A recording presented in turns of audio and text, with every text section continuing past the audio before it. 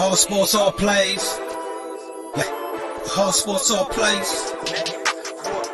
All sports, all plays. 365, we making the plays. You talking the game, get you through the days. Great high in the court, the dime in the lane. Variety, topics, living the same. All presentation, sports information. Hitting the airways, taking the nation. All sport, all plays, like working your faces. Grace at the field, so tie the laces. All sports, all plays. Network. All sports, all plays. Network. We on top of our game. All sports, all plays. All sports, all plays.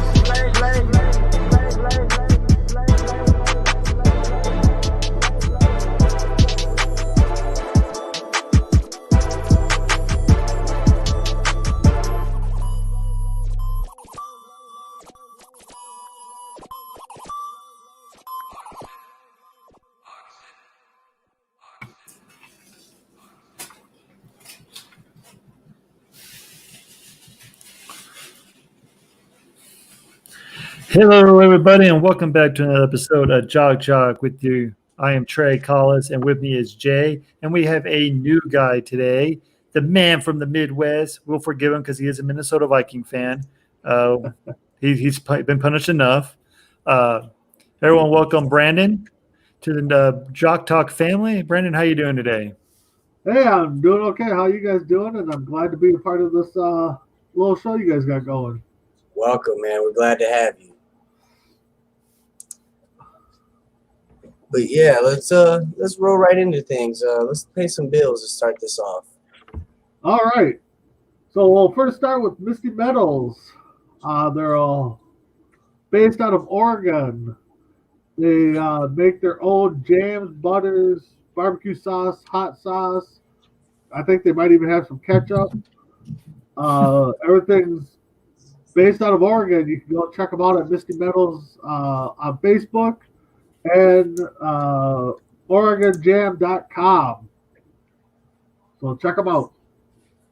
Our next ad is Black Market Toffee. Again, I believe those guys are based out of Oregon too. It melts in your mouth.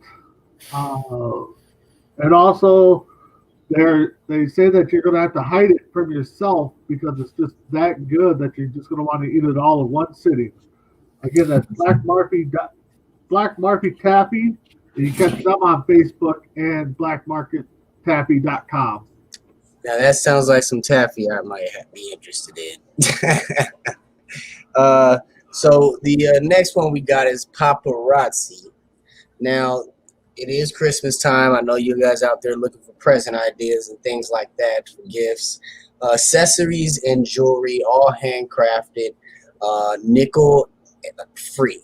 Okay, so if you need those type of things, this is definitely nickel free, zinc free as well. $5 if you use the code 160920.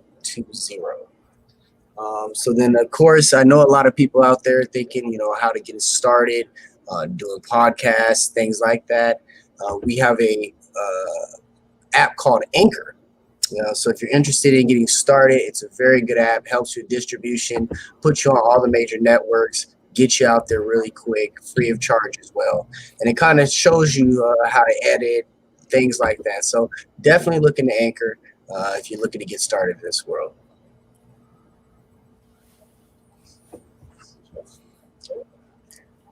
Last but not least, T-shirts. Everybody loves some free T-shirts. How you get that free T-shirt, you might wonder. Well, I can tell you. All you got to do is like, comment, or share our show. The most comments at the end of the month, we'll have a fan of the week, and whoever has the most of that will get a free ASAP T-shirt brought to you personally by ASAP Network. And if you don't want to share or comment, if you're kind of shy or whatever the case may be, you can always buy our ASAP friendly T-shirt. I know it says $25 on there, but we got a great deal for you. It is only $14.99 plus shipping and handling. That's right, $14.99, not $25, $14.99 to have that awesome T-shirt made by All Sports All Play Network. All right. So since the bills are paid, we're going to move on to our topics. First off, let's recap.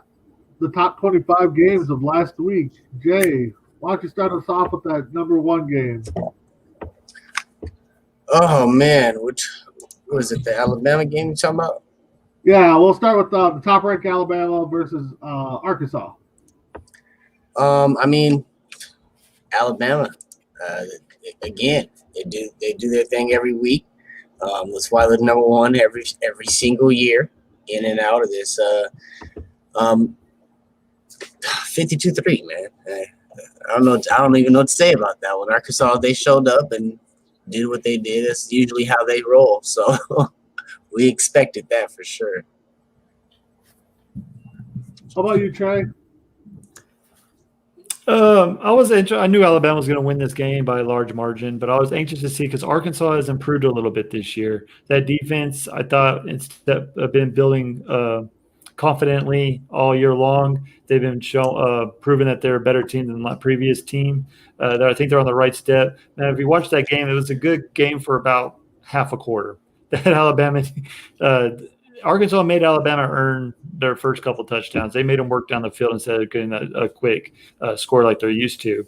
But Alabama is just too deep and too good. They didn't knock down from after that Jalen Hurts and Tua Tagovailoa. We all thought Mac Jones was going to not be so good, but he's even proven that he's even or maybe even better than Tua as passing accuracy. As he's one of the front Heisman Trophy candidates right now, if you ask me.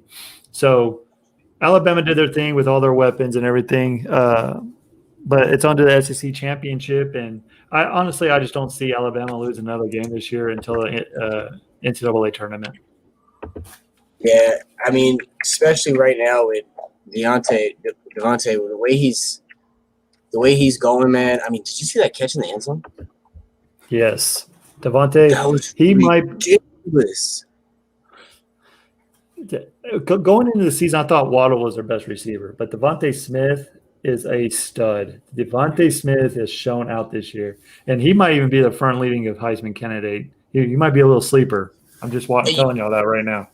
You know, he kind of reminds me of DK coming out of last year, coming into the draft, where he gained speed towards the end of the year, and it kind of, I think it kind of deferred the teams from drafting him, honestly, just because of how much speed he gained towards the end of the year. And Devontae, I hope they don't do that this year with this dude, because this dude really is the truth. He has the hands, he has the speed, he has the playmaking ability, and he does it every week, man. And that's another thing about Mac Jones, though. He has two really, really good weapons, and I think they're both leaving. So we'll see how really good he is as next year. Yeah, for me, I mean, I'm surprised that they didn't throw a passing touchdown at all in that game. I mean, it was all running, I think, a defensive score. So, I mean, yeah, Alabama came out and did exactly what they're supposed to do, being the top-ranked team. So, moving on, looks like we got Florida or LSU versus Florida. Trey, how about you start with that game? Break it down a little bit for us. Going into this game, I knew Florida had the offense. I knew Florida was going to tear it. They had all the weapons. They have Pitt, a tight end. They have Trask, who was a leading candidate until a couple games ago for the leading Heisman Trophy candidate. They have great wide receivers. They have a great running back. They have a great offensive line. They have everything on the offense. Their defense is what's killing them this year. That defense is abysmal.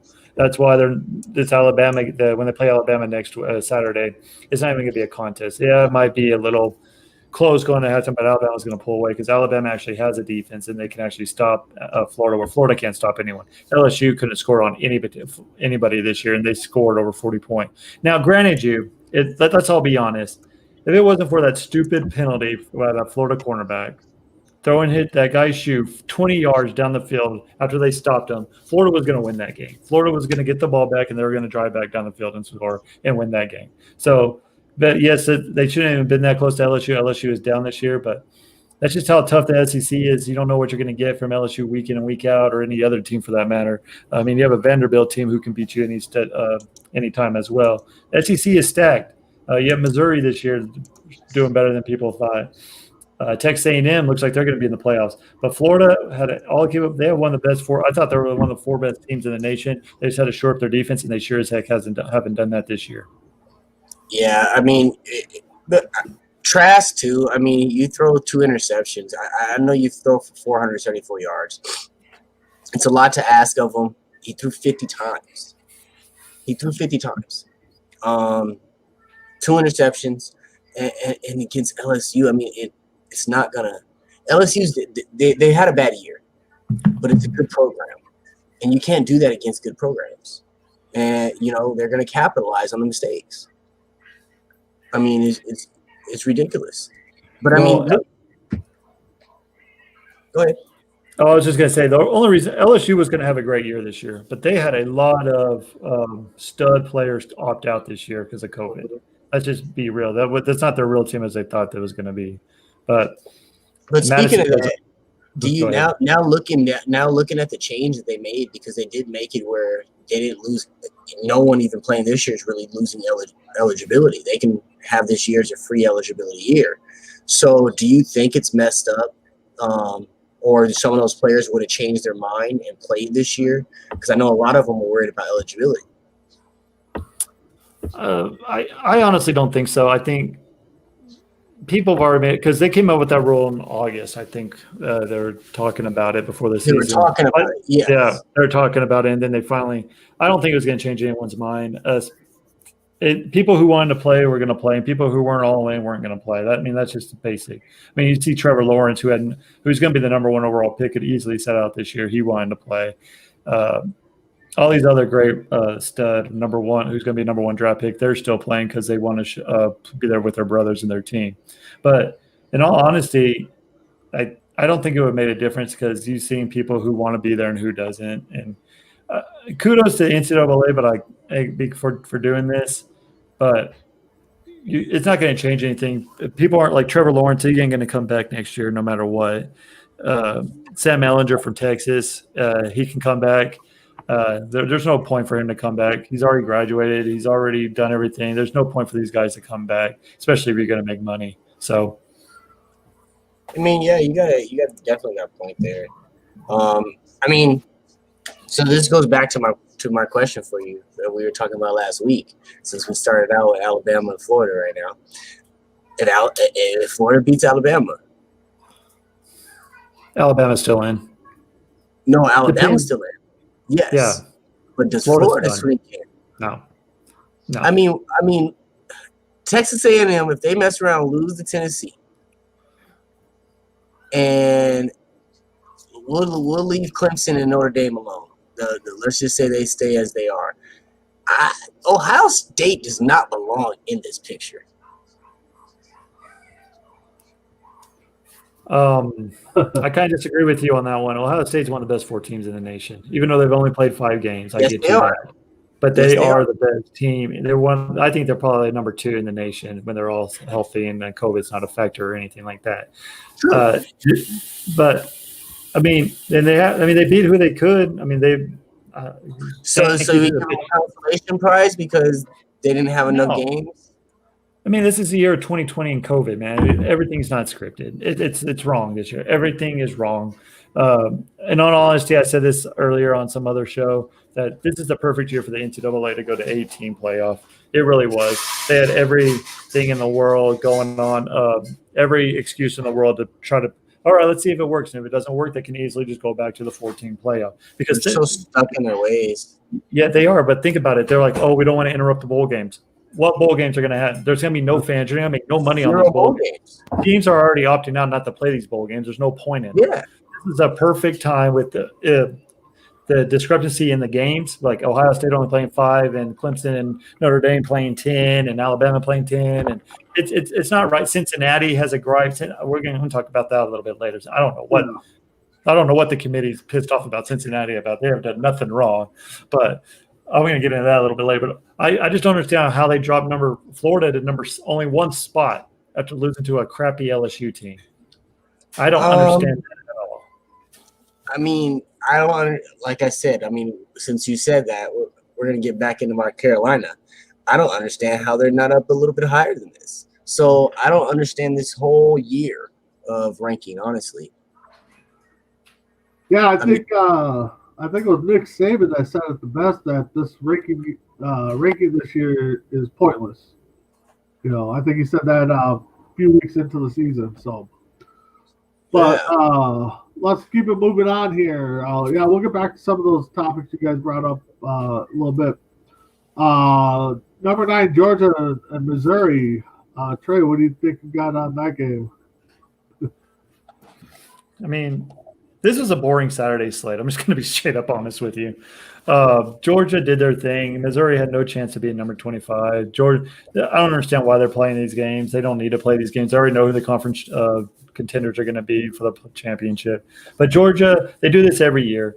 They think that they can beat Alabama. They think they can be an elite team. They think they can handle with all these teams, and they can't do it. The one year they could do it, they let Alabama score a 47-yard touchdown in overtime to beat you. So basically what you're saying is that Georgia is like the Atlanta Falcons or the Los Angeles Chargers, for that matter, of the NCAA.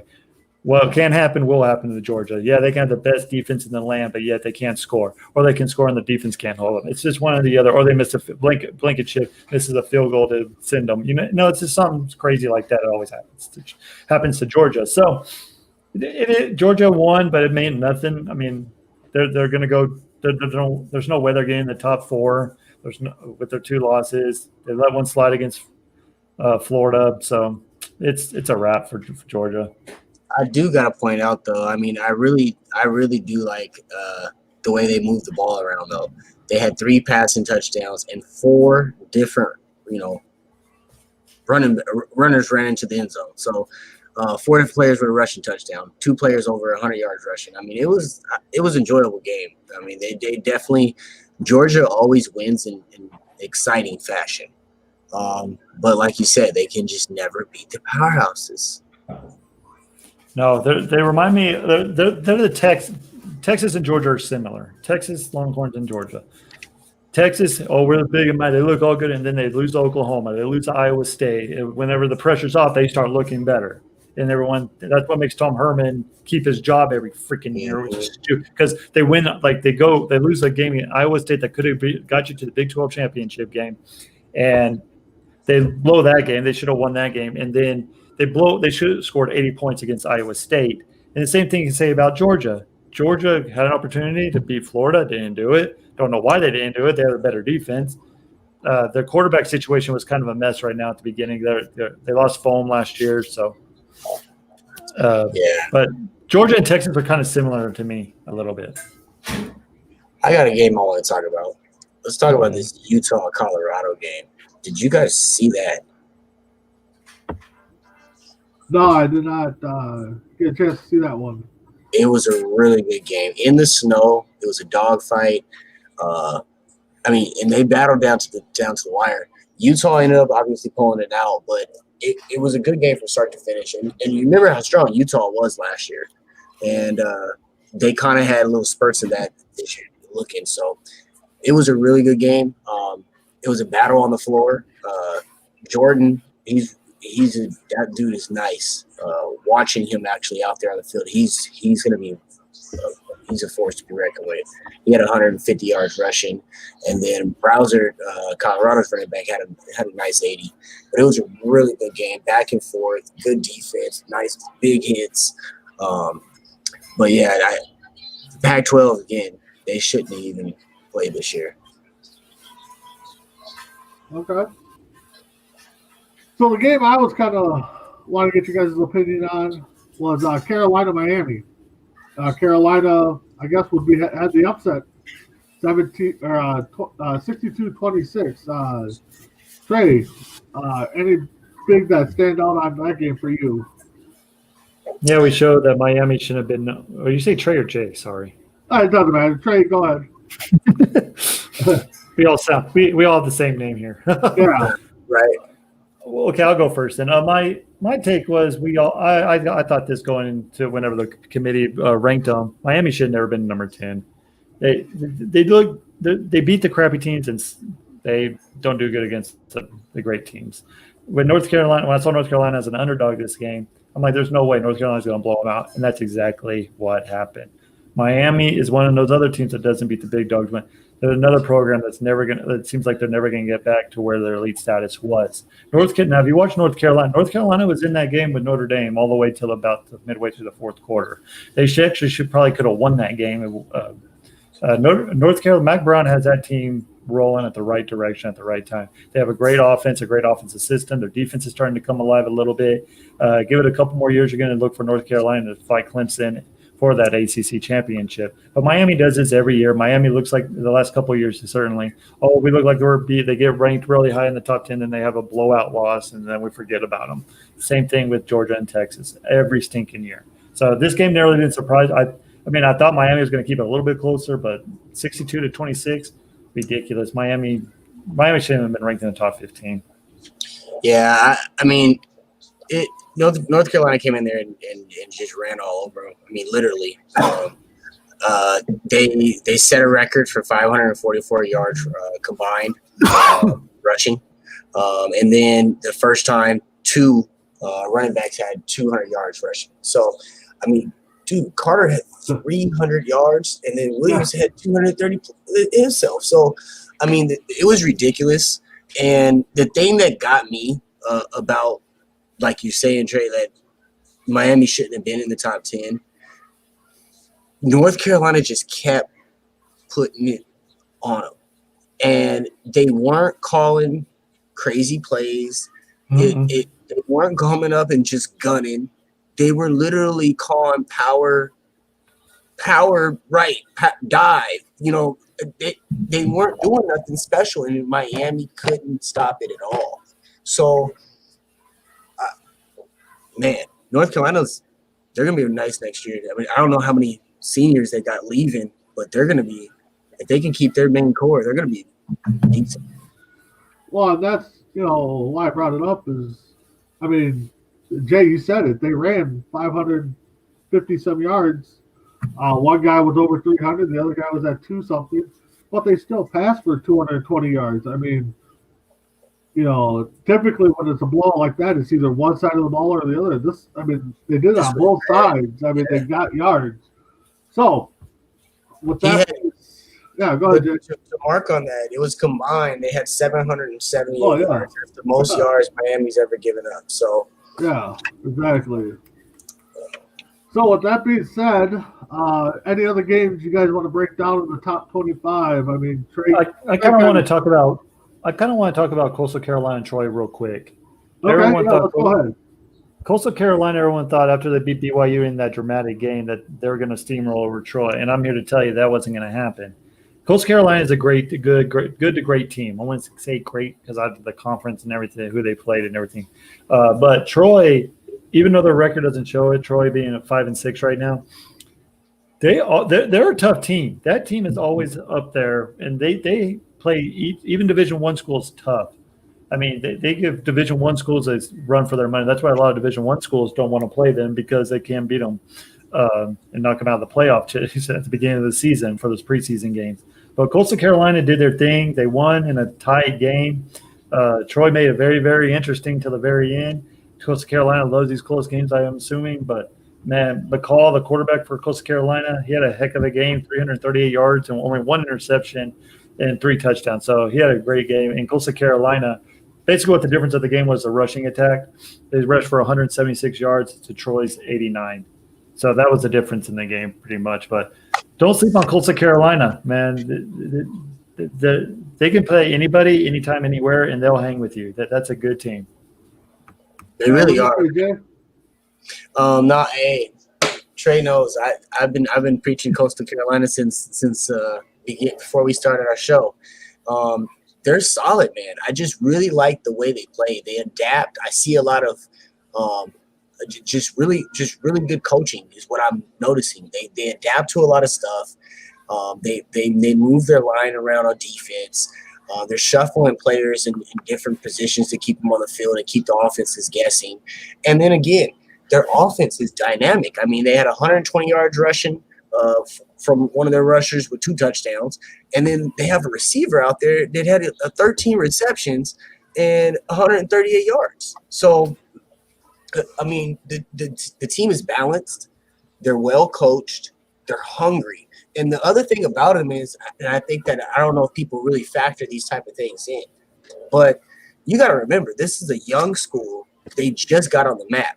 So these kids are out here playing to set records and set precedents for the next years to come in. And I think that that's also something that we're seeing out there. So this team is they're a force to be reckoned with as well, man. So would you guys say that them being 11-0 and ranked 12th too low for them, or you guys think they're about right? Well, they came in at 9th today. Or yeah, they moved up. Yeah, you're right. No, they didn't.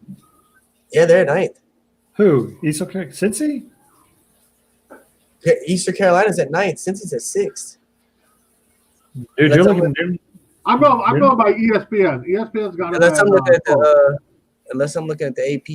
You're looking at AP because the top 25 rankings has Cincy at number 9 and Coastal Carolina at 12. Yeah, They didn't move. Then Cincinnati dropped one. Yeah, let me go to the. Yeah, I've been saying it for the past 2 weeks. I don't see how they're not in the top 10. I just really.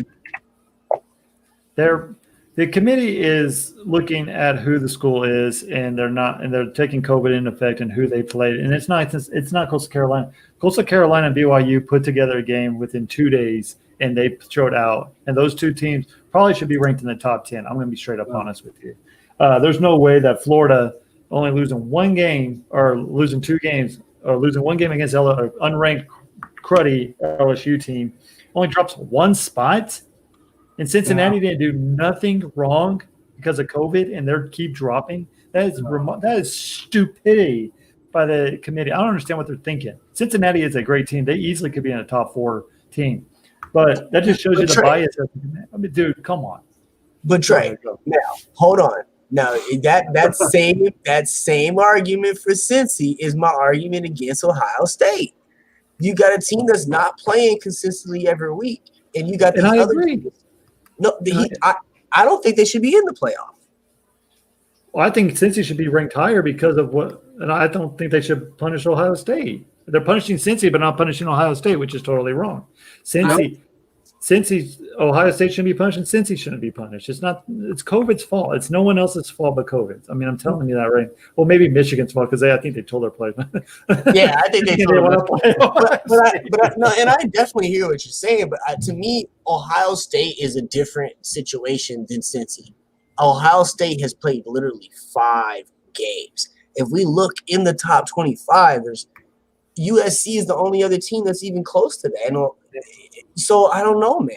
It's not their fault. Ohio State wanted to play. It's a stupid. You can't punish. That's what I'm saying. You cannot punish Ohio State. You can't because those kids wanted to play. Those kids want. It was a stupid president who didn't want to play the season, and then all of a sudden, like, oh, we're going to lose all this money, and we're going to start the season 1 week before Thanksgiving. That's usually when the season starts ending for a lot of these teams. So that's not Ohio State's fault by any stretch of the imagination. So why are you going to punish those players for the stupidity of the presidency? And a good thing that they did correct that decision instead of 6 games, 5 games, because that was a stupid decision even to begin with, limiting the amount of games that they can play.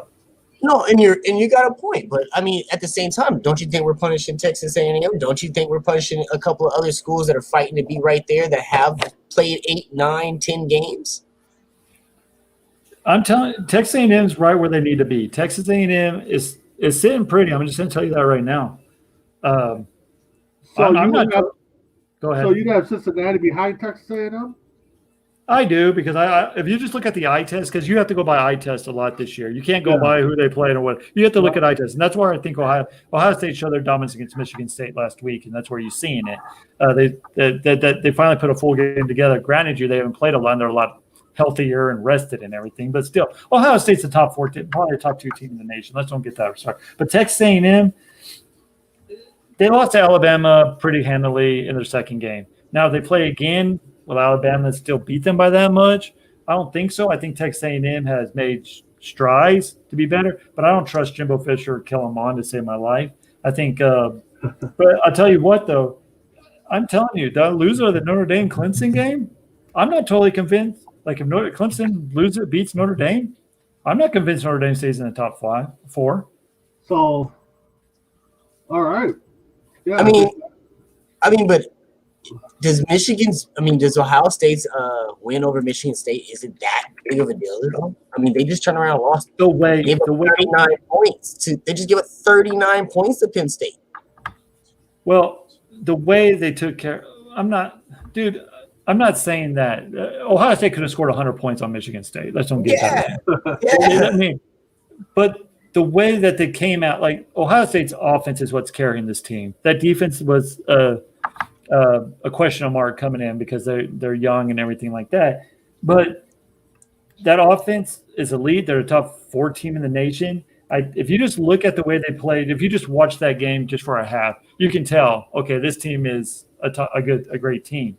Now that everyone was laughing when they barely beat Indiana by 7 points. Indiana's a good team. Indiana could easily be in the top 4 right now. That team is working right now. If they would have beat Ohio State, they would be undefeated. So that Indiana team, I'm just telling you, don't sleep on that. It's the eye test. Back to that eye test statement. That's why I like Coastal so much. But looking at Ohio State, with them having fields that can do both things, it makes them dangerous. I mean, getting in the playoff with them is going to be dangerous. All right, so we kind of touched on it a little bit, or traded. What would happen if Notre Dame does lose this upcoming title game to Clemson? Does that take them out, or does that keep them in there? Jay, how about you start with that one? Honestly, no. They neither one. I mean, Clemson loses 2 games. No. Texas A&M, their first game, we're giving buys. It looks like. I mean, Ohio State's still in the top 4, so obviously this year we're giving buys. Trevor was out versus Notre Dame that first game. Yeah. If Notre Dame loses, they have 1 loss. They're still at least 3rd. Ooh. They still got to be ahead of Ohio State. All right, Trey, you look like you might have a little rebuttal against that. What do you got? Just a little bit. Clemson loses, they're out. A&M's in. I'm telling you that right now. They're not going to put a 2-loss Clemson team in over a Texas A&M. That's why I'm telling you that right now.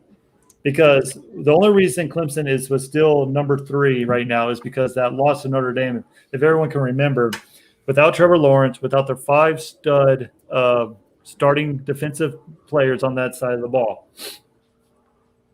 barely took Notre Dame into double overtime and should have won that game.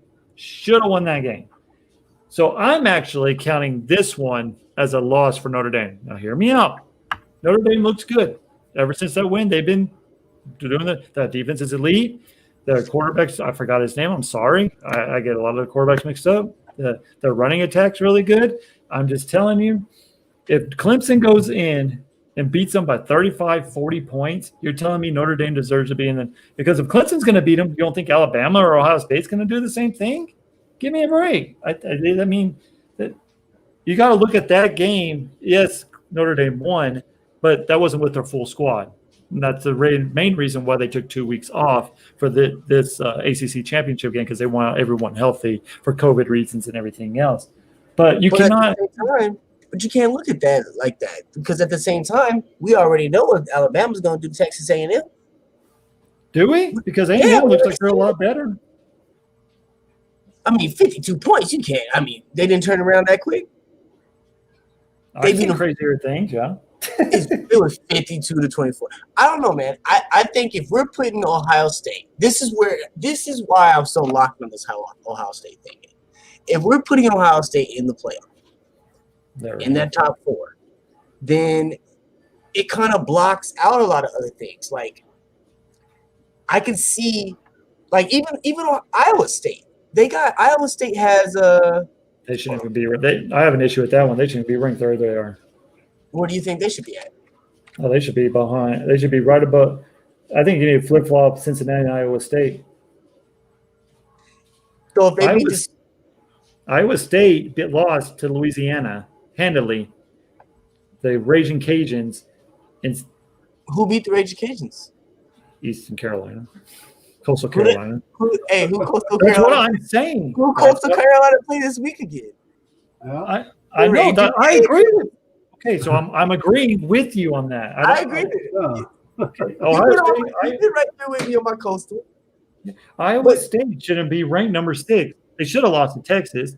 Oklahoma, even though they beat Oklahoma's a better team than Iowa State. They're going to prove that this Saturday. We'll get in that. What did they lose? What did they lose?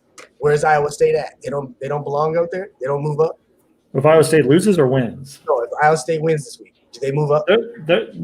No, because Texas A&M's done for the season. They're not playing anymore. They're not going anymore.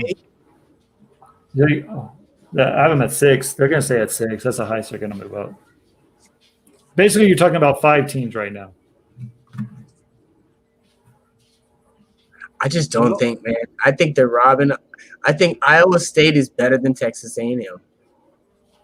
With 2 losses, and one of those losses against Louisiana, who's Alabama and who's Texas A&M's first only loss? Alabama. You got to look at that, man. Yeah, I agree, Adam. I agree. They don't look good. Did y'all see that Texas game? Texas gave that game away. But dude, Texas should have won that game. Texas, what? Oh, Texas. Oh, now we're saying Texas is great? Okay. No, Texas looks good in every game. Tell me they don't. They don't look. I'm a Texas guy. I live here in South Texas. I only live an hour away from Austin, so I can tell you a little bit about Austin. Same thing every year. They blow a lead and then the pressure's off them and they win. I'm telling you that right now. That they always lose 2 games. They should have beat Oklahoma and they should have beat Iowa State. Iowa State had no reason winning that game. And if Texas would have won that game, Iowa State wouldn't be in this conversation right now. You'd be looking at Texas probably in the top 10 and moving Cincy out at number 20. It's ridiculous. Then we will because none of this. Texas is a big enough school. They'll have the trump card for one of these schools. Yep. And then that's what you're seeing. You're seeing the trump card because Florida only going down to number 7. Losing 1 spot, okay, give me a break. And Cincinnati, who doesn't? I mean, I know I'm beating a dead horse here, but Cincinnati's, man, they're getting robbed. I'm sorry for Coach Camp. Those Bearcats, man, are getting robbed. Hey, that's your horse, and that's been Coastal's mine, man. Hey, no, but I do feel like Cincinnati is kind of getting shafted. They are. I mean, just looking at it though, like you guys said, the eye test. I mean, record alone, they're 8-0. And they're behind 3 teams with two losses. I mean, they should be higher. And same with the other team, the James team. You know, they're 11-0. I mean, they should be up a little higher, maybe not as high as Cincinnati, but you know, that's one thing I don't like about the ranking is that a lot of these higher ranks are because of the school they are and not honestly what they do. I'm looking at this AP. The AP is a little bit more accurate to me. The AP has the first 2 are the same. They got Clemson at 4 and Ohio State at 3. That's my only discrepancy. They got Cincy at 6, Trey. They got Cincy at 6. They got Coastal at 9. Iowa State at 8. Switch them. That's what I would have done. Yeah, I would do the same. And then they got Indiana. This is surprising. Indiana all the way up at 7. They should not. Indiana has a beef. Indiana has a good stinking team, man. That team only lost to the Ohio State team, and they easily could have won that game too, or tied that game to go into overtime. That's a good and people are forgetting that was in Ohio State. That's a good freaking team. I'm telling you, they're on the rough ride. They're not just a basketball school anymore, fellas. Woo, go Hoosiers. And look at Georgia. Look at Georgia and Florida. Like we've been saying. Okay, let's be honest. 11. Let's be honest. The only reason Georgia and Florida are still ranked because they're in the SEC, and everyone thinks that SEC is the dominant conference in the world. Doesn't matter what you see or what they put out. They can lose 3 games, and the writers like, oh, the SEC's because we got to have Alabama look as great as possible again. And then we all see when Clemson and Alabama play, Clemson usually wins that game. Tell me how that's. But that's another. But I will go back to the college rankings, and I think the final, if Notre Dame loses to Clemson, I think it's going to be. I think Clemson has the potential to blow them out, but I think Clemson's going to win by 14, not enough to push Notre Dame out of the playoffs. So if that happens, you're going to have Alabama number 1, Clemson number 2, Ohio State at number 3, and Notre Dame at number 4, because they're not going to have a rematch. Knock them out. Huh? You're saying a blowout will knock out Notre Dame. Yes, if they win by 35, 45, 42 points, I'm not saying it's a guarantee, but you might as well think about it. But the only reason they're not going to have Notre Dame at number 3, because the college football committee, they're not going to want that rematch, because they just play in the ACC championship game. So basically what you're going to have is a Final Four from last year when you had Notre Dame and Alabama and Ohio State and Clemson play each other. That's exactly what you're going to have this year. Yeah, this would be the perfect year, like you said earlier, the perfect year for that 18. Yes, nothing like the NCAA is setting a stinking one. So how about we talk about that? Before we get into another topic, playoffs. Should they have expanded this year to eight teams or 16 teams? What do you guys think? 8. Try it. Yeah. I mean, there's no reason not to. I mean, look at the way it's set up right now. We would have stopped right here, right now. You got Texas, A&M, Iowa State. Okay, we were just talking about. We were matching them up like, oh, I think that this perfect. Let's solve it. Then we got Ohio State, Florida. Ohio State gets a chance to smack the powerhouse real quick to show that they should be in the playoffs. Right? Clemson. Georgia. That's a blowout. Cincinnati and Notre Dame. I think Cincinnati might take Notre Dame. I think that's a good. That's a black horse. That's a trap game. And then Oklahoma gets Alabama. So I don't know, man. This would have been a good trial. Yeah, I would have gone 8 first and see if it worked out, which it would have. Everyone's talking about these bowl. You just put the bowl games in these playoffs. I'm sorry, it's the same thing you're doing in the Final Four. So don't give me that stupid excuse. But going to Jay's point, what you're seeing right now is not what the Final 8 would have been, because Ohio State or Oklahoma would have been playing, and the winner of that would have been out or would have been in. Florida probably wouldn't even be in the top 8. Be honest with you. What they probably would have done was have every conference champion in it, and then those 2 large teams get in as well, like a Cincinnati and Eastern Coastal Carolina. Yeah, and that's how I think it should be. I think each division champ or conference champ should be in the playoffs to have a chance for the national title. Well, think about it. I don't understand, and I'm going to go back to this point is saying, what is the reason for doing it this year? Not doing it this year. That you don't have any excuses. You're not losing. You're going to lose money on bowl games no matter what you do. You can't pull that. We can't pull the kids out of school. The kids aren't in school. It's winter break. They don't go back till late January. There's nothing for them. They're just stubborn. These presidents are stubborn. They're all just about themselves and want to make a decision. It's final. It's stupid. That's why a lot of people are turned off by the NCAA and the collegiate sport, just because. And I agree with that. They made this rule in the Big Ten that Ohio State couldn't, but yet then they reversed it because they wouldn't have been beneficial to them in the playoffs. It's say what I do, not do as I say kind of thing. You know what I mean? So that's the only reason. And I don't understand. Remember back in the day, and I don't think any of us were alive, the NCAA, they only had 8 teams, 8 or 4 teams start off. And now look where we're at. We're almost at 70 freaking teams in the NCAA tournament. You tell me that's not a money grab? It works. Give me a break. Elliott, Major League Baseball went to 8 teams. It saw how good that was this year. Don't give me that. The MLB ratings went up this year because of that playoff system. And those were fantastic. We're going to try NFL added 1 team. Yes. And then and if you're worried about COVID and traveling, put them in a bubble. You don't have school. You don't have anything to worry about. For 1 month, bubble. It's simple. Maybe it's just too simple for the presidents and the NCAA. There's some type of something in the background, man, that we're not seeing, because we say it every year. How is it that we can sit here year after year after year, rip the college rankings, rip the system, rip the way they do everything, and them not see or even attempt to go and make any sort of change. We're going perpetual cycles and constantly. And then as far as the only excuse I could give them for this year would have been like there was so much uncertainty about the Pac-12. There was uncertainty about what you call it, the Big Ten. Big Ten.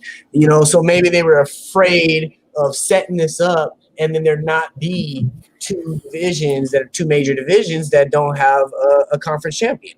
Maybe. I don't know. But this would have been the perfect trial year. Nothing's right this year. Nothing is correct. You know what I mean? So, and then if you want to, they're as money hungry as they are, and that's why I say there has to be something going on in the background. As money hungry as they are, losing as many games as they did this year, that would have been an extra way to throw in 2 games. So I don't understand. No one does. It's NCAA. They're setting their own ways. So it's whatever.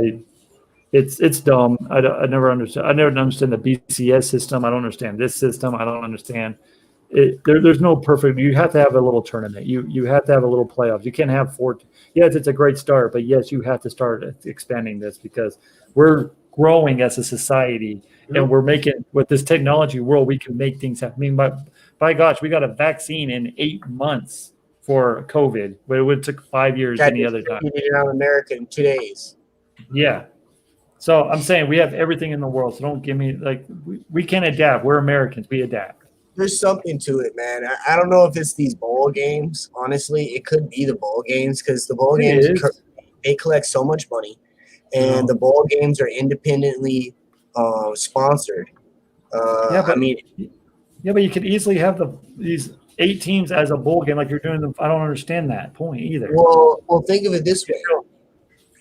You got the 14 playoff was already one thing that they had to figure out because now you got a Rose Bowl that isn't as big as it was. That had to keep its recognition and its umped. So they threw that into the college playoff. Like so now they got to figure out what's your next your tier, your hierarchy. We're gonna throw the Sugar Bowl, the Orange Bowl. Like so, and you gotta really appease to your sponsors because these dudes are putting out millions and millions of dollars. So, you know, that might be really where it's at. That might be the problem. Well, see, back in my day when I was younger, there was 4 major bowls: the Orange, Sugar, Cotton, and Fiat. Rose. Well, yeah, Fiat. Yeah. So I mean, those are the big 4 bowl games, and then. I mean, to me, I think they got too many bowl games. I mean, they're way too many games. They're letting anybody in. I mean, so. Well, when you get 73 teams, what do we got? I mean, what's it, 120 or something like that in the? I mean, I understand. You know, I understand it's all about money, and they want the kids to play. And I mean, I would want to play too, but I mean, how much pride is it to be on a December 22nd bowl game as a champion going into recruiting? You know, so. I mean, it's all about making the time there, you know, memorable. It's giving a team that ain't got no chance to have some sort of last game and pride. You know what I mean? I get that. I mean, to a point. So let's talk about these championship games we got coming up. I believe we have 5. Let's start with probably the big game that we kind of already covered. Notre Dame and Clemson. What do you guys see? Jay, we'll start with you. Well, Clemson's going to come out for revenge, obviously. Trevor Lawrence is probably pissed. He had to sit there and watch take that L this year. So I'm sure he was looking at a perfect season. He was thinking about it. TNA, I mean, this is going to be a showcase game for Clemson. Trevor's going to show off his last time in the regular season. And TNA, he's trying to climb up that draft board. So I think they're going to show out. I like where Trey was going with, you know, if they blow him out, it might knock Notre Dame out. So it's going to be a really big battle because Notre Dame's going to try to – I think they think they're going to play him again. So I don't think they're going to go all out. But I think they're going to try to make sure they keep it close. But Clemson's got to come out firing, man. All right, Trey, how about you, bud? How ironic would it be that Notre Dame's only in the SEC for 1 year in football and they come back and win the ACC championship? That'd be just the icing on the cake of 2020 winning it. So, but saying that, Notre Dame's not Notre Dame is a very well-rounded team. This is probably Chip Kelly's best team he's ever had at Notre Dame. He has Ian Book, who's passed for 2,300 yards. He has a heck of a running back in Kyrie Williams, 1,000 yards already this year. McKinley is a beast at receiver at 660 yards. So they have all the weapons in that defense. They're flying all over the place. But I'm with just show you what the bettors think about this game. They're not going to be close. They have Clemson favorite by 10.5. So they're telling you right there this game's not going to be close. I wouldn't even take that. I still would take Clemson in the full on that. I think you're right, Jay. I think Trevor Lawrence is going to show out. I think he's going to show everyone why he's the number 1 overall pick this year. You have Travis Etienne, the running back for Clemson, who's going to show why he's going to be a top running back in this draft. And then you have Rodgers and your slot receiver, and then that defense is going to be hungry as heck with that secondary and the middle linebacker. I just can't remember the names right now. I do apologize, but that defense is going to show out. I think it's not even going to be close. I think that Notre Dame keeps it close for a little bit, but I think Clemson's too much for them. I think Clemson's going to win by 14 points. All right, yeah, I'm with you guys. I think Lawrence is going to come out and show what he would have shown in the first game that they met. I think Clemson could take it by 14. So, which will keep Notre Dame in the Final Four, in my opinion. Yeah, I get you. You think that keeps them in? Yeah. Yeah. Yeah, I mean. So, moving on let's go to the Big Ten championship game. Ohio State, and I believe it's Northwestern that they got. Mm-hmm. Trey, what do you got on that game? Oh, nothing. Ohio State's going to win 56-6. I'm telling you that right now. So you're saying there's no chance for Ohio State to lose that game? No, unless Justin Fields and their star receiver and the running back and everyone gets hurt, they still will lose. They'll still win. That'll be a spit. That's like spit in the committee's face if they lose. Yeah. If you watch Northwestern play this year, they're struggling against the likes of Michigan State. You saw what Ohio State did to Michigan State. They're struggling against Penn State. They're struggling against all these weaker Big Ten opponents. Now, granted you, they win games, but at the same time, they also lose games too. I mean, they could easily lose this game. They only lost 1. So hats off. That defense is pretty good, but they have no offense. That offense cannot score. Ohio State's going to put it on. It's not even going to be close. Ohio State does this every year. Everyone think that everyone's pulling for Northwestern or the underdog to win this game. It'll keep it close for about 4 minutes, and then you see Ohio State and their athletic ability, and just basically it'll be 35-7 at the – it'll be 7-7 with like 12 minutes left to go in the first quarter, and then all of a sudden Ohio State will pull off. They'll be 35-7 before the blink of an eye. So if they keep it under 2 scores, does that hurt Ohio State? No. Ohio State wins, they're in. I mean, it doesn't matter how they win. If they win, they're in. Yeah. So, well, think about. We'll say this real quick. Just think about this. They don't want just 2 teams in the playoff, because if that happens, if Ohio State does lose, that means A&M's in. You're going to have 2 from the SEC and 2 from the ACC. They don't want that. They want competitive. I was actually just going to comment on that. You know, if Ohio State loses, that put Texas A&M in, and like Trey said. But don't sleep on the Big 12 winner. They have Iowa State in at number 6 right now. If they win the Big 12, they could eat. I mean, they might put in the Big 12 chance. What's Oklahoma rank? 10? 10. They can't get in, which I don't know. No, I'm not saying Oklahoma can get in, but Iowa State taking that win and gets a top 10 opponent. I mean, yeah, that's reasonable. Yeah, you can definitely see where the committee's vision is going right now. Mm-hmm. All right. Hopefully Ohio State loses. So next game we're going to touch on is USC versus Oregon. Do we have to? Well, we don't have to. I mean, if you guys, he's joking. I'm joking. Oh, Freddie, we can pass. Oregon slid in this one. They should. No, Oregon got in because Washington pulled out. I think it was. So yeah, Washington canceled. All right, but I mean, Trey said it first this year. We've been both saying it this year. Pac-12 probably shouldn't even have had a season. It's been just horrible. I mean, ASU played 3 games this year. What's the point? They beat U of A 70-7. By the way, just gotta put that plug out there. USC, this is be game number 6, and this is the championship game. I mean, this conference is. They did what they could, but it was horrible. It was a horrible season.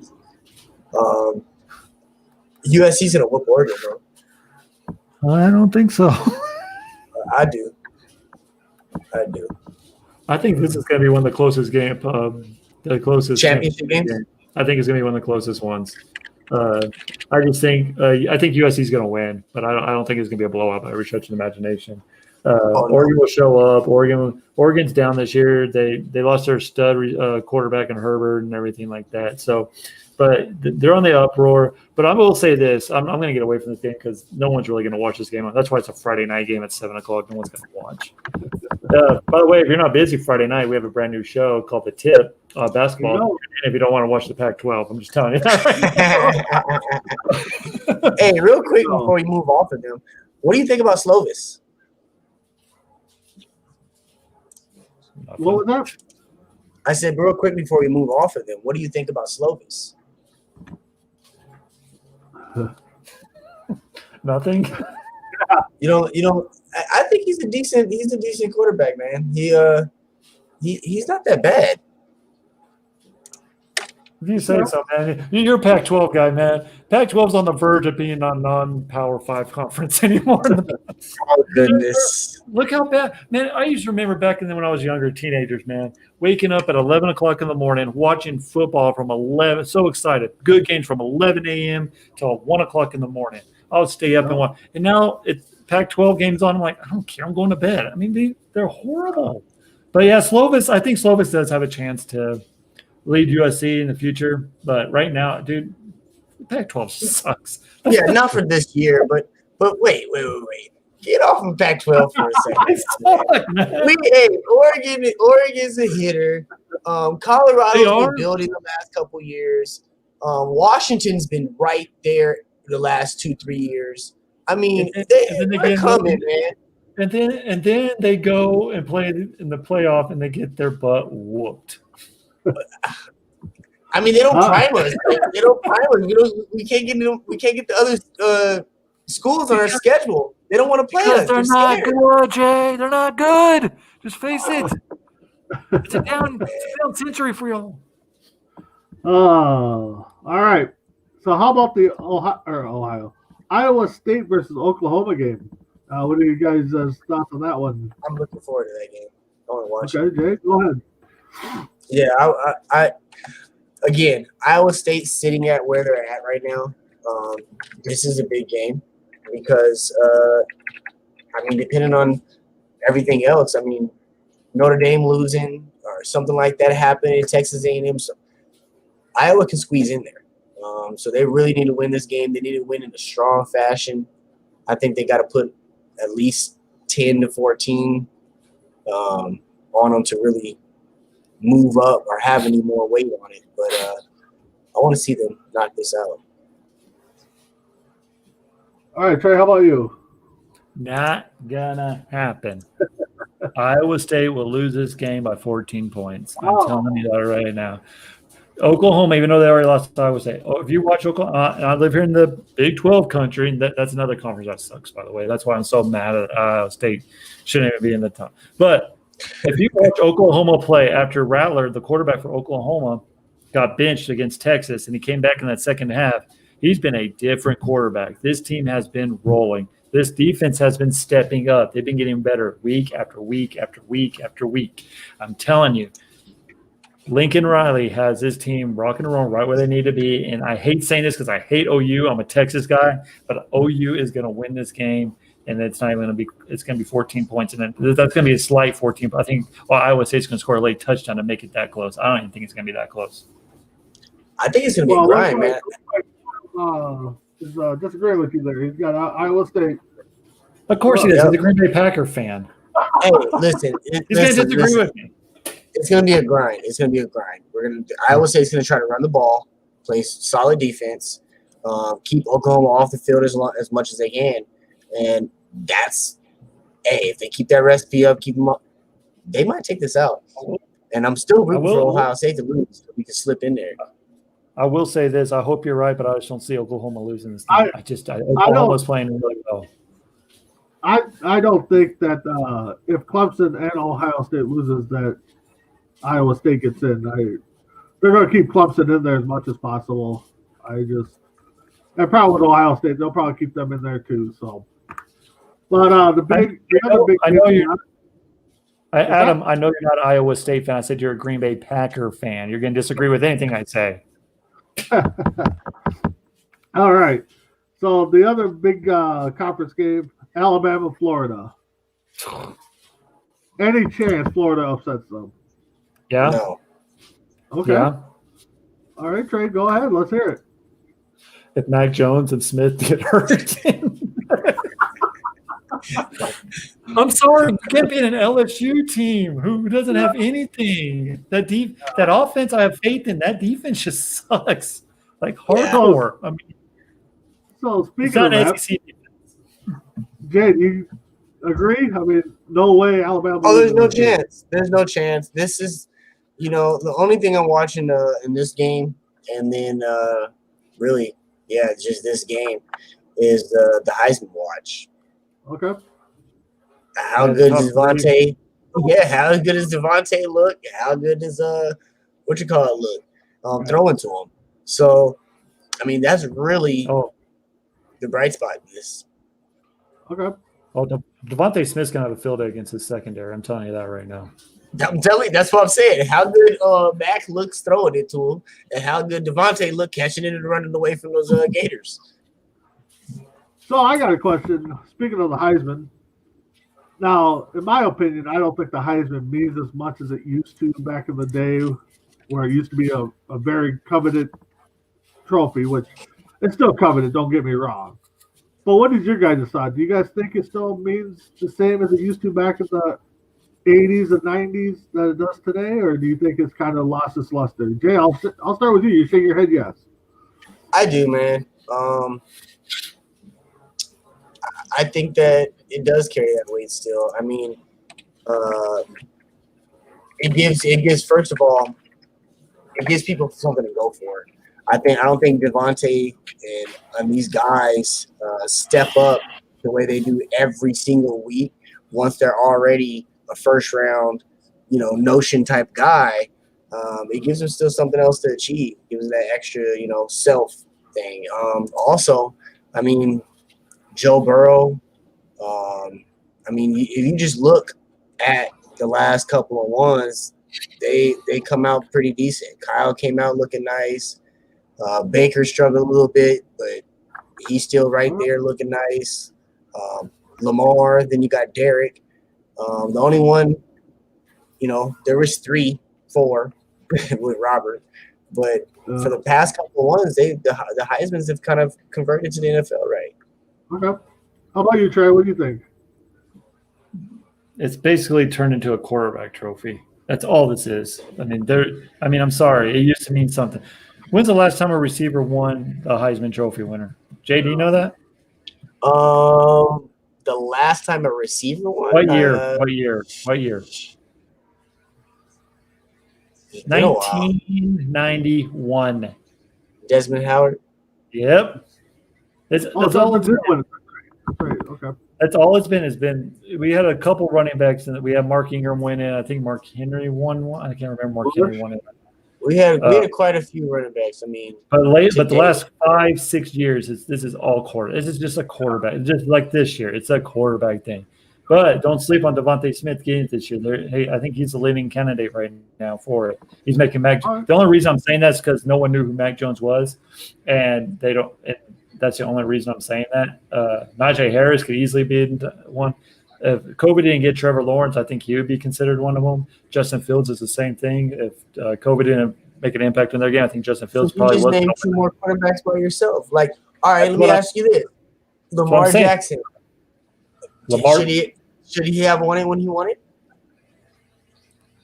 Yes, because it's a quarterback, dude. I'm telling you that right now. It's not as meaningful. Yes, it's still a great reward. It's going to be with you forever and everything like that. I'm not diminishing that aspect, but it just seems like it has lost uh, its greatness over the past decade. It really has, because it used to be like everyone was involved, but now it just seems like it's just the quarterbacks. And I don't think it's right, because you're having all these great receivers and all these great running backs, but yeah, it's the quarterback who always gets the recognition. And I don't think that's right. Well, I mean, from 1972 to 1983, 11 straight years, it was all running backs. So, I mean, we're just the time of the tail of the time. I mean, I don't know, man. Yeah. I haven't really seen. Derrick Henry definitely deserved it when he won it.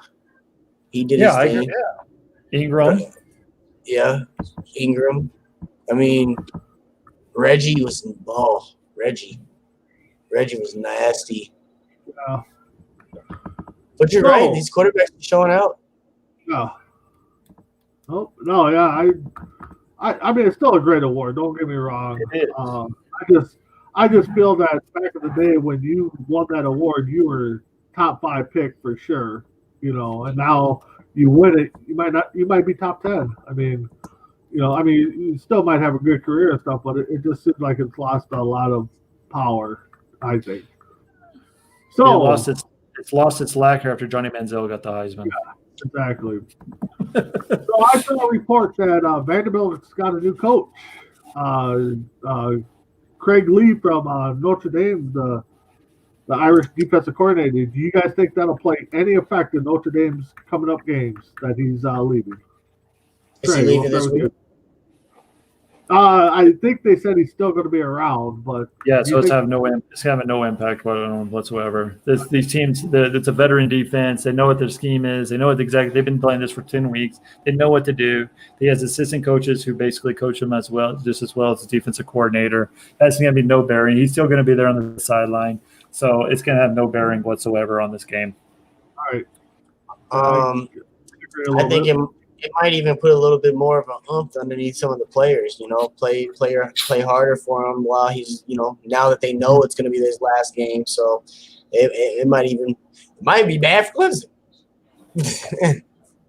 No way in heck. No way. I'm not. Trevor Lawrence has only lost one game, and that's Alabama, and that was not Alabama, LSU. Yeah. That's because Joe Burrow was freaking hot. Another vacancy I saw was Auburn got rid of their coach, Gus. Not even going to try to pronounce his last name. After 8 seasons, do you see him landing somewhere else? And who could step in to be the Auburn coach? Jay, I mean, obviously he's going to get another job. Do I see him going to another major powerhouse right away? I don't really see that many open slots, especially after this year. I don't see a lot of churn, just because of the type of year we had. So I don't know. That's a good question. I don't see a lot of. Trey, what do you think? Do you think he gets another job right away? And any idea who could fill that Auburn job? First off, kudos to Auburn for doing this 2 years too late. Gus Malzahn should have been gone way before this. It only took a COVID year to finally get him released. But who's going to come in Auburn is going to be a powerhouse mid-major team who's showing out this year, just like Tom Herman was at Houston when he got the Texas job. And that's how that's exactly what, like, you don't be shocked if the Coastal Carolina coach gets a head coaching position in these Power 5 schools. That's who's going to become the next head coach for the Auburn. It's going to be one of these mid-major schools who have shown out and basically overpowered or proved what they were actually worth and made them better, their program better. And Auburn's going to be Auburn, man. Auburn's always going to be the little brother of Alabama. It doesn't matter who your coach is going to be. They're never going to be the face of Alabama. I'm sorry to say that. They had one good year with Cam Newton. That's basically all. And then that fluky field goal return 6-point game winner. I mean, Gus Malzahn, yes, he's an offense. I think he's a heck of an offensive coordinator, but he's not a head coach by every shot. He's going to go down to a mid-major. Actually, I think he might stay in the booth for CBS or something like that for a couple of years, and then you'll probably see then people forget about him and like, oh, he actually knows his stuff. He can get him to play coach for us. So I think it's going to take 2 or 3 years before he gets another job. I think he will want that because remember he got a $10 million buyout.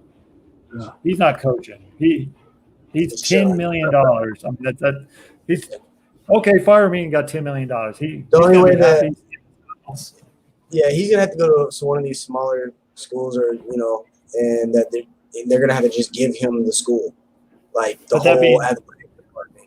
He's just gonna But that being said, Texas will probably pick him up next year. So moving on, a couple things I kind of want to bounce off you guys.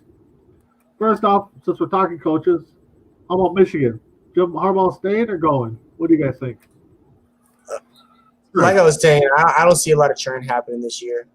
A normal year, this type of season that they've been performing or showing, the performances they've been showing, maybe. But no, not this year. All right, how about you, Trey? What do you think?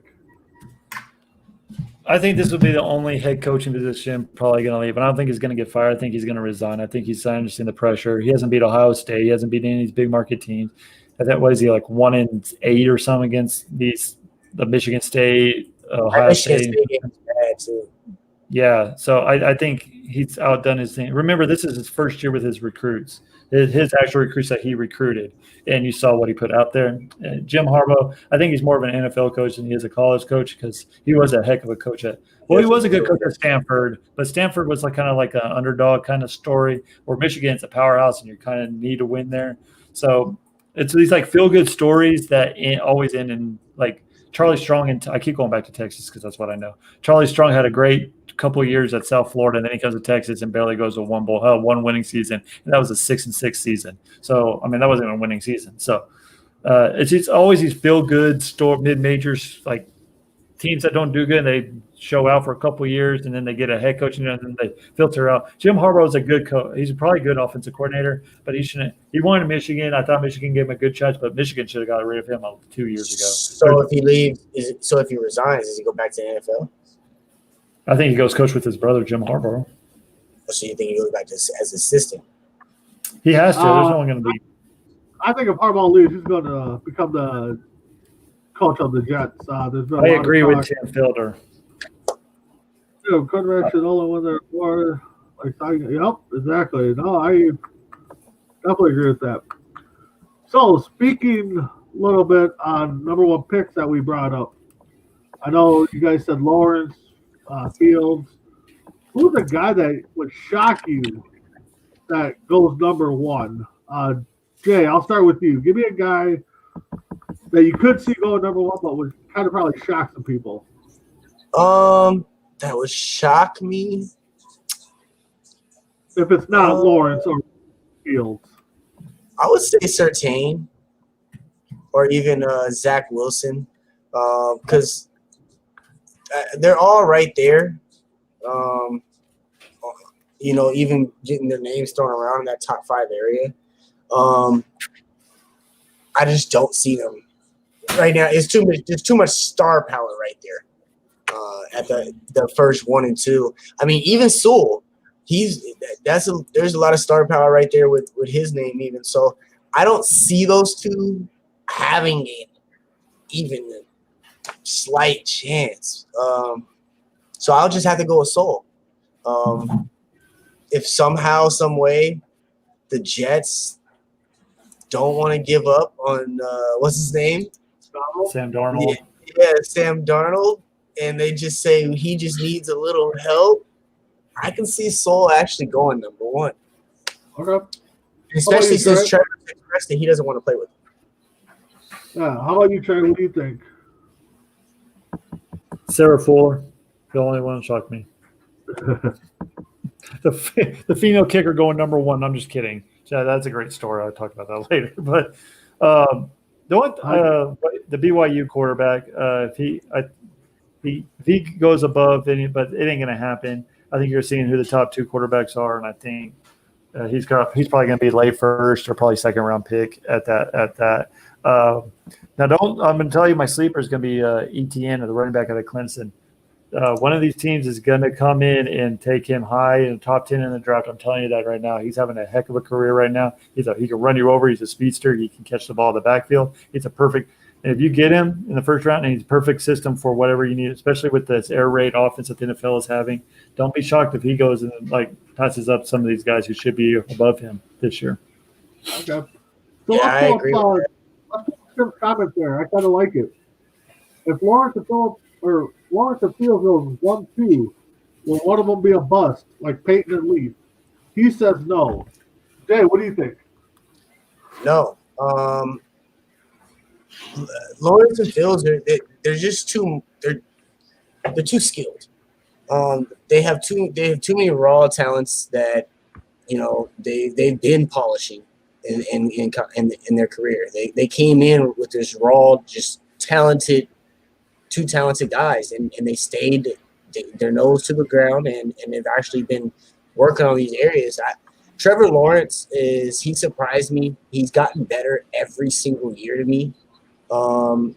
And I think when he gets on the field, I think he's going to the game's going to slow down for him. And he's going to be able to rely more on the X's and O's, and his skill set is actually going to be a bailout.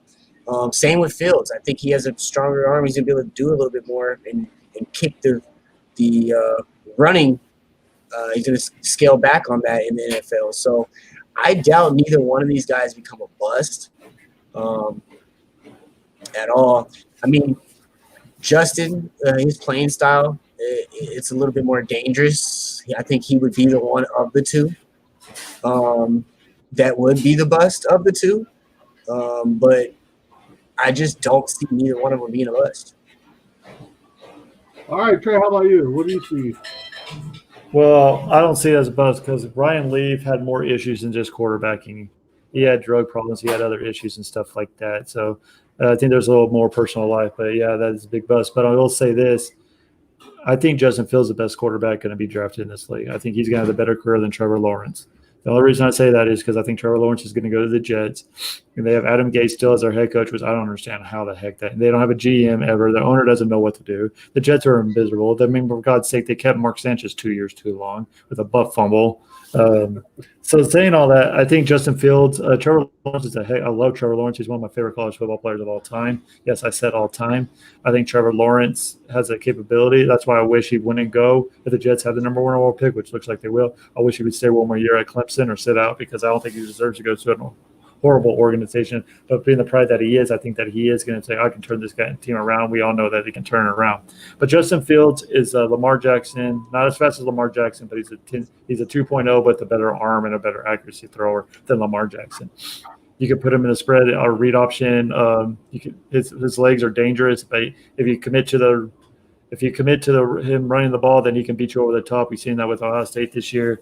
He's fast. You got to remember, both these guys are winners. They've won every year in high school, junior high, college. They're winners. These guys are winners. They're not like yes, they're going to have their troubles the first year, but I think coming in, these the NFL is adopting the college system more, and that's helping these college players, and that's what's going to help Justin Fields and Trevor Lawrence. Yeah, I just don't see. I don't see neither one of them struggling in their career. Justin Trevor, I hope he makes the playoffs at some point. But Trevor, Trevor's going to perform well himself. Trevor's going to have good stats. Trevor's going to, he's going to look he himself, he's going to have empty stats. He might throw for 300 yards. He might throw for 300 yards. He has no receivers. Watch Perryman next year. Watch Perryman next year, and watch these guys, man. Knowing the Jets will trade him this offseason. But you get what I'm saying? Like, he's gonna have some empty stats. He's gonna look. He's not going to be. There's no way he can be a bust. Period. No. Will the Jets make the playoffs? We need a whole nother show for that. Yeah, we need an NFL show for that. All right, as we get ready to wrap it up here, anything else you guys got, or do you guys got any hot takes for this weekend's set of games? What do you guys? We'll start with Jay. Whoa! I gotta Dave, as far as I think Fields is going to be a buzz, I just don't trust Ohio State's QBs once they turn pro. Justin Fields is a different beast, man. Justin Fields, that boy is. You might be right. He might, but the way the NFL is changing and everything like that, you're seeing it with Lamar Jackson. You're seeing it with even Patrick Mahomes, and like the read option it's there in college, it's there in the pros. Teams are having a hard time adjusting. I think that Trevor Lawrence or Justin Fields is going to be just fine. Just get the number of seed rivals. See another. I do see that. No, because Trevor Lawrence is too proud. He's a goody like Christian. Like he does everything right. Trevor Lawrence ain't going to do what Eli Manning did, and that's one reason I didn't like Eli Manning. So I wonder if Dave's opinion would be different if Fields ends up with Chicago. I think he's hoping that he ends up in Chicago. To be honest with you. Yeah, no. I mean, that's not going to happen. And Dwayne Haskins, and he got thrown out there too early. Dwayne Haskins shouldn't win pro. Dwayne Haskins shouldn't win pro the first year. Why? He only played one. He only played one season. He should have taken another season. Yeah, I mean, definitely he could have been Urban Meyer even used it. But again, that's one of those guys, and that's why I like Justin and Trevor. That's one of those guys that has all the raw talents. Mm-hmm. He has all of them, just like Justin does to me. But and Dwayne's a little bit bigger, if I think. So, but Justin and Trevor stayed, and every single year they got better. And it was on the X's and O's portion. And they let their raw talents just be there, and they started using, you know what I mean? And that coaching too, you could see it in them, man. Who has the number 2 overall pick? Does anyone know right now? As of Jacksonville. Yeah. Jacksonville, dude, I'm telling you, Jacksonville's a quarterback. That defense is good. I think if they have a good running back. They have Clark as a good wide receiver. I'm just telling you, if you put Justin Fields in that system, I mean, he could flourish there if they get the right head coach. That is. Yeah. Yeah, I mean, all right. That wouldn't be a bad roster. Putting Fields out there, man. That would be if they would have kept like Fournette though. Yeah. So I don't know. I'm too tired to think, Dave. I'll come back at you the next week. yeah, maybe we'll talk about the last two topics, comments next week. Well, what do you guys see going? What do you guys see going on, or what would be a hot take for you guys this week in football or college? Jay, I'll start with you. This week coming up? This week coming up. What do you think is going to happen, or what do you see happening? I'm going to be upset next week because Coastal's going to win. They're not going to move up. Ohio State's going to stay in the top 4. Iowa State's going to beat Oklahoma, and they're not going to move up. Trey, why you laughing, man? You already know. You already know it's going to happen just like that, too. And Cincinnati's going to be – it's going to be like – Cincinnati and Coastal are probably going to be like 7 and 8. Okay. How about you, Trey? What do you got? What take do you got for this upcoming week of games? Florida will lose. Iowa State will lose. Cincinnati will beat Tulsa, and Cincinnati will drop to number 12. I'm joking. My hot take is Notre Dame is going I know I said that they should keep in the playoffs, but I think Notre Dame is going to get out of the playoff picture. I think A&M is going to get in. I really think that. A little bit of shakeout. A&M's been hovering up to number 5. Now, A&M has to beat Tennessee this next week to get in. Yes, I said that right. They're actually playing. It needs to be convincing. It needs to be like a whopper.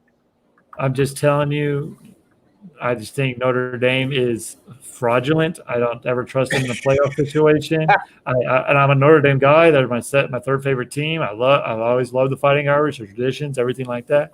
But Brian Kelly cannot win the big ones. Yes, he beat Clemson this year, but without Trevor Lawrence, and it took him double overtime to do it. Without 5. But I'm just telling you, do not be surprised if A&M's in your playoffs come Sunday afternoon.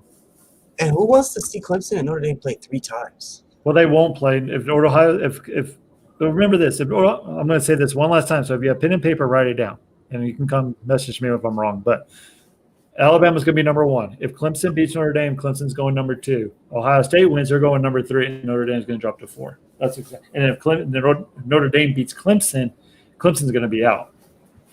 You have to put Clemson out. And that's what you're saying is going to happen, and that's how Texas A&M is going to get in. No, I'm saying that Clemson's going to win convincingly. I know I said 14, but I'm changing my mind because after I've been talking about Trevor Lawrence all this time, I don't know if I have a guy crush on this guy or whatever. I think that they're going to run Rubshaw over Notre Dame, and I think that Notre Dame is going to be blown out, and I think they're going to say, you know what, maybe they shouldn't be. That was their playoff game. Let's put A&M in. Let's have them redeem themselves. Yeah. Yeah, God, I don't know. After looking at it, after what Ohio State did in the Big Ten, Big Ten changed the rules. I kind of want to see Ohio State lose. What is up with this? What do y'all have against Ohio State? Justin Fields, Ryan Day. They got the talent, but I'm just upset that they changed the rules right at the breaking point. But you can't punish these guys. You cannot punish these guys. I get what you're saying, Trey, I do. And so what? I don't think Ohio State's going to lose, but it just if they would have made that rule change at the beginning of the year, I'm fine. But call Cincinnati and ask them if they're worried about how Ohio State's feeling. Call Coastal and ask them if they're worried about Ohio State's feeling. They getting drafted too. I know. I don't agree with what they're getting done with. That's why you shouldn't punish any of these schools for this. This is stupid. This is the president's fault. It's nothing to do. These guys wanted to play. These guys wanted to be out there with their team. They wanted to be out there. Blame the freaking Big Ten presidents who didn't want to play because their sissy little doctors said that. And then they're like, then the SEC goes, oh, you're going to lose $33 billion this year. Oh, crap. We better play. Well, let's play the week after Thanksgiving. Give me a break. Don't feel bad for this. Ohio doesn't deserve this crap that y'all do. I'm done. Coastal and BYU scheduled the game in 2 days. We can figure out how to add this to the last 4 teams to this playoff. Yeah, I get what Trey's saying. You can't punish the team. I get that. But I get what y'all are saying too. But I just can't punish I can't root against these players who wanted to play. I just can't do it. And maybe Northwestern's going to take it out on them. Maybe Northwestern's going to step up. Right, Will. Have you seen them play? Have you seen Northwestern play? Have you seen Northwestern play? It's 2020. Who knows? They lost to Michigan State. But again, if Northwestern beats Justin Fields, he falls out of the top 3. I mean, if Ohio State does lose, Texas A&M is in, and like Trey said, you don't want 2 conferences in the playoff picture. So I don't know. It's going to be an interesting week, I think, in college football. So I don't know. If you ask the committee, they probably want all SEC schools. That's why they still have Florida number 7. It's ridiculous. Yeah. All right. So why don't we hit up that T-shirt ad one more time to show the viewers what they can win? Trey, what can they win? Or how can they win a T-shirt? Easily, what y'all did tonight, commenting, liking, or sharing the show. Whoever does that the most out of this month will get that awesome All Sports, All Play Network T-shirt, and you'll get it ASAP. I promise you that, and it is fly. I saw Freddie wearing it the other day. I saw some other analysts wearing it the other day. It looked really good. I'm going to put my $10 in. I'm going to put my $14.99 in right now and go buy one myself. Yep, I'm just waiting to get my shirt. I got my shirt on order. So if you don't want to comment and don't want to share, how else could you get that shirt, Jay? How could they get it? Like he said, put his $14.99 in. You go take advantage of that discount we got going on right now because it's typically $25. But we know that everybody's trying to give gifts for the holidays, so we're trying to gift you and help you out right there. So $14.99 right now, plus shipping and handling. Do it while it's here. There you go. All right. So let's get those shirts ordered. And I have nothing else. So you guys got anything else you guys want to touch on before we call it a night? I do want to say something. We didn't talk any basketball today, but my prayer is for that Florida kid who collapsed suddenly on the court. He is in stable condition. He's alert. He's doing a lot of talking to his family, everything like that. So thank God it was a very scary situation. Me personally, I think they should have canceled the game. right there and then, because that was horrible what that happened to him. But thank God he's doing better, and hopefully he keeps doing better. And we're praying for you, man.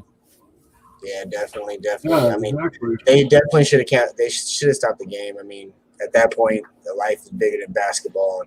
So, Money. All right. So, I want to thank everybody for joining us. Myself, Brandon, Trey, Jay, and Nate the Great behind the scenes. We couldn't do it without you guys.